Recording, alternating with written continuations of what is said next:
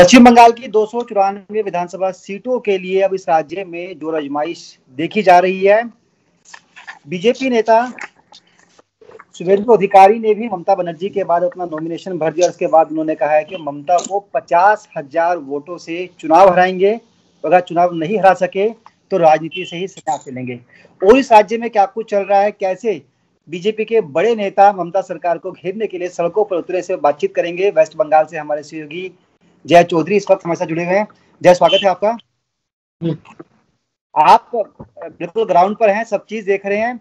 चुनाव की डेट भले ही बाद में आई हो, लेकिन चुनावी रस्साकशी बहुत पहले से शुरू हो गई थी। जिस तरह से तमाम बड़े नेता पश्चिम बंगाल में पहुंचे थे, बीजेपी के टीएमसी के नेताओं ने पाला बदला, बीजेपी का दामन थामा।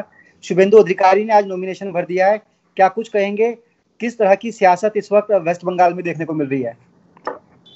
देखिए, इससे पहले नंदीग्राम में जो है ममता बनर्जी ने सबसे पहले हुंकार भरी, उन्होंने अपना नॉमिनेशन दाखिल किया और आज जो है शुभेंदु अधिकारी ने भी अपना नॉमिनेशन दाखिल किया। इस दौरान भारतीय जनता पार्टी के कई दिग्गज नेता, स्मृति ईरानी और धर्मेंद्र प्रधान समेत कई दिग्गज नेता उनके साथ थे। पहले शुभेंदु अधिकारी मंदिर पहुंचे, मंदिर में पूजा अर्चना के बाद उन्होंने अपना नॉमिनेशन दाखिल किया और उन्होंने ये साफ किया है कि इस विधानसभा चुनाव में वो 50,000 वोटों से मुख्यमंत्री ममता बनर्जी को हराएंगे। ये दावा उन्होंने किया है और नंदीग्राम में सीधे तौर पे ये जो सत्ता की सीढ़ी है वो नंदीग्राम से ही होकर इस बार तय होनी है, क्योंकि यहाँ पे दो दिग्गज नेता, यानी आप कह सकते हैं गुरु और शिष्य की लड़ाई है, गुरु और शिष्य के बीच की लड़ाई है। और पश्चिम बंगाल में सीधे तौर पे इस बार भाजपा और टीएमसी के बीच कांटे की टक्कर होनी है।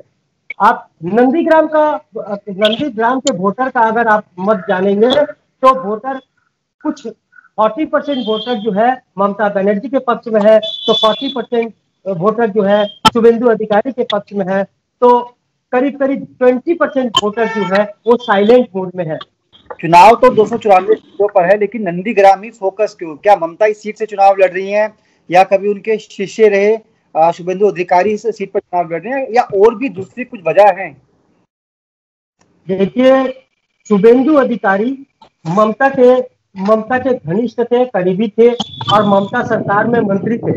और जब वो ममता सरकार से नाता तोड़ के चले गए तो कहीं ना कहीं ममता बनर्जी को ये बात खटकने लगी कि शुभेंदु के साथ उनकी कांटे की टक्कर, क्योंकि शुभेंदु बार बार जो है ममता बनर्जी को चैलेंज कर रहे थे कि वो ममता बनर्जी को चुनाव में हराएंगे। तो कहीं ना कहीं ये जो लड़ाई है शुभेंदु वर्सेस ममता बनर्जी के बीच नंदीग्राम में होने वाली है। आज एक बड़ी बात कही है शुभेंदु अधिकारी ने, उन्होंने कहा है कि टीएमसी एक प्राइवेट कंपनी की तरह हो चुकी है, यहाँ पर सिर्फ दीदी और भतीजे को बोलने का अधिकार है। आपको लगता है कि लंबे समय तक ममता बनर्जी के साथ नंदीग्राम में जिस तरह का संग्राम देखने को मिला था 2007 के बाद से, जिस तरह की घटनाएं वहां पे हुई घूमे, उसके बाद आपको लगता है कि वाकई वेस्ट बंगाल में इस तरह के हालात हैं जिस तरह की बातें शुभेंदु अधिकारी कह रहे हैं?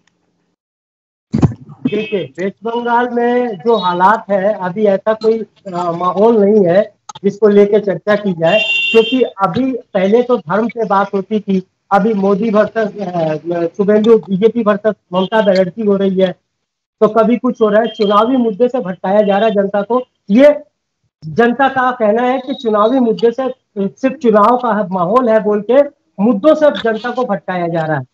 जी, आपको लगता है विकास के मुद्दे जो उठने चाहिए थे वो चुनाव में नहीं उठे? पार्टी की भीतर घात जो रही है वो एक बड़ा चुनावी मुद्दा बन चुका है, जो बहुत सारे नेता टीएमसी से पाला बदलकर बीजेपी की तरफ गए हैं और कहीं ना कहीं उन्हीं मुद्दों को भी क्रैश की जा रही है। नंदीग्राम की अगर हम बात करते हैं, इसका इतिहास काफी पुराना रहा है। जिस तरह से यहाँ पर किसानों की जमीन लेने की कोशिश की गई, प्राइवेट कंपनियों को जमीन देने की कोशिश की गई, आपको लगता है कि कुछ बदलाव देखा गया है पिछले एक दशक के दौरान? क्या वोटर इतना समझदार हो गया नंदीग्राम का और समझता है कि वोट किस मुद्दे पर देना है, चोट कहां पर करनी है?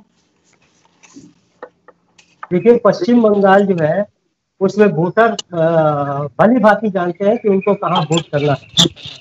और सबसे बड़ी बात यह है कि जब किसी पार्टी के पक्ष में जब माहौल बनता है ना, तो दल बदलने का सिलसिला वो जारी रहता है। और अपनी नाराजगी, अगर शुभेंदु अधिकारी को नाराजगी थी तो दल में रह के भी नाराजगी जाहिर कर सकते थे, लेकिन उन्होंने दल बदला, भाजपा में शामिल हुए। जनता का यह मानना है कि आखिर चुनाव के वक्त ही क्यों नेता दल बदलते हैं। जय, सवाल ये है कि 2007 के बाद से जिस तरह का सियासी समीकरण 2019 आते आते बदल गया, ममता बनर्जी को एक बड़ा नुकसान यहाँ पे लोकसभा के अंदर हुआ, 18 सीटें भाजपा की झोली में चली गई। आपको लगता है 2019 का फायदा कहीं ना कहीं 2021 में भी बीजेपी को मिलता हुआ नजर आएगा? वोटों का जो ध्रुवीकरण हुआ है 2019 के बाद से, वो कहीं ना कहीं बीजेपी के लिए एक मास्टर स्ट्रोक की तरह काम करेगा? जी बिल्कुल, ऐसा प्रतीत हो रहा है कि इस बार परिवर्तन का मूड है पश्चिम बंगाल में, और परिवर्तन की संभावना भी व्यक्त की जा रही है। और 2019 में जिस तरह से लोकसभा चुनाव में तृणमूल कांग्रेस को बड़ी चोट पहुंची थी, और 2021 विधानसभा चुनाव में भी ऐसा प्रतीत हो रहा है कि ममता बनर्जी सरकार को एक बड़ी चोट पहुंचेगी, क्योंकि ममता बनर्जी के जो करीबी रहे हैं, जो दिग्गज नेता रहे हैं, वो लगातार भाजपा का रुख कर रहे हैं, और हिंदी भाषा भाषियों में जो है वो ममता बनर्जी के खिलाफ काफी नाराजगी है, क्योंकि सीट का जो बंटवारा हुआ, अभी जो ममता बनर्जी ने जो सीट की सूची जारी की थी, उसमें से 100 हिंदी भाषियों ने अपना नाम दर्ज करवाया था, जिसमें तकरीबन 10 लोग ही उम्मीदवार के तौर पर उनकी सूची में शामिल हुए हैं। तो इसका खामियाजा भी कहीं ना कहीं विधानसभा चुनाव में ममता बनर्जी को भुगतना पड़ सकता है। लेकिन टीएमसी कह रही है कि बीजेपी को चुनावी हार का डर सता रहा है, इसलिए ममता बनर्जी के ऊपर हमले कराए जा रहे हैं। वो नॉमिनेशन करने जाती है और वहां पर उनका हमला हो जाता है। हालांकि हमले की जांच अभी चल रही है, सच सामने आएगा, अभी थोड़ा समय भी इसमें लगेगा। आपको क्या लगता है कि वेस्ट बंगाल में चुनावी मुद्दे क्या है? देखिए, पश्चिम बंगाल में जो मूलभूत मुद्दों से है जनता को भटकाया जा रहा है, चाहे वो कोई भी राजनीतिक दल हो, मूलभूत जो समस्या है, जो मुद्दों की बात होनी चाहिए, उन पे बात नहीं होती है। बड़े बड़े जनसभा मंच से नेता सिर्फ धर्म को लेकर या फिर टीएमसी वर्सेस बीजेपी के बीच में कट्टा होता है। और शुभेंदु अधिकारी जब से आए हैं, वो तृणमूल को एनामूल यानी कि प्राइवेट लिमिटेड कंपनी करार देते आए हैं, और वो ये दावा कर रहे हैं कि नंदीग्राम से 50,000 से ज्यादा वोट से ममता बनर्जी को शिकस्त देंगे। लेकिन ये आने वाला वक्त ही तय करेगा कि ममता बनर्जी को शिकस्त दे पाते हैं कि नहीं, क्योंकि ममता बनर्जी के जो बैलून की हवा है वो अभी भी कम नहीं हुई है पश्चिम बंगाल में। उनका जो जनाधार है बहुत अच्छा पश्चिम बंगाल में अभी भी दिखाई दे रहा है। जी, एक आखिरी सवाल। 2016 में नंदीग्राम से शुभेंदु चुनाव जीते थे। अब 2021 के चुनाव, हालांकि वो नंदीग्राम से ही लड़ रहे हैं, लेकिन इस बार उन्होंने पाला बदल लिया है, बीजेपी से चुनाव लड़ रहे हैं। आपको क्या लगता है कितना फायदा या कितना नुकसान इसमें शुभेंदु का होने वाला है? देखिए, मैं पहले ही आपको बता चुका हूँ कि तकरीबन 40% जो वोटर है वो शुभेंदु के पक्ष में है, और 40 से 50% जो वोटर है वो ममता बनर्जी के पक्ष में है, और 10% जो वोटर है वो साइलेंट मोड में है। तो ये कह पाना अभी जल्दबाजी होगी, तो किसके पक्ष में ये जनता का मूड बनता है। आज इन्होंने नॉमिनेशन भरा है, किस तरह का माहौल देखा गया? क्या कुछ लाव लश्कर के साथ ये निकले अपने समर्थकों के साथ नॉमिनेशन भरने के लिए? कैसा माहौल था वहां पर?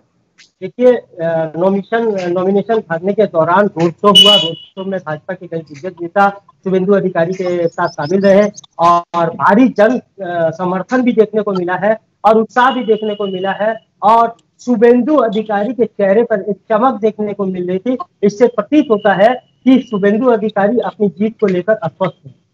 चलिए, बिल्कुल जीत को लेकर कॉन्फिडेंट नजर आए शुभेंदु अधिकारी, और तभी उन्होंने ये भी कहा कि 50,000 से ज्यादा वोटों से ममता को, वेस्ट बंगाल की सिटिंग सीएम को शिकस्त देंगे। ये जनता तय करेगी।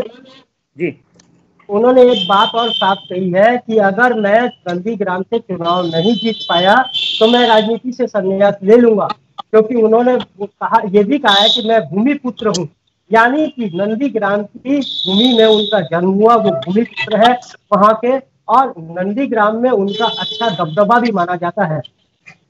चलिए, बिल्कुल जनता तय करेगी कि वेस्ट बंगाल में इस बार ताज किसके सर पहनाया जाए। लेकिन फिलहाल खबर यही है कि पश्चिम बंगाल में सियासत बेहद गर्म है और यहाँ पर सबकी नजरें भी लगी हैं।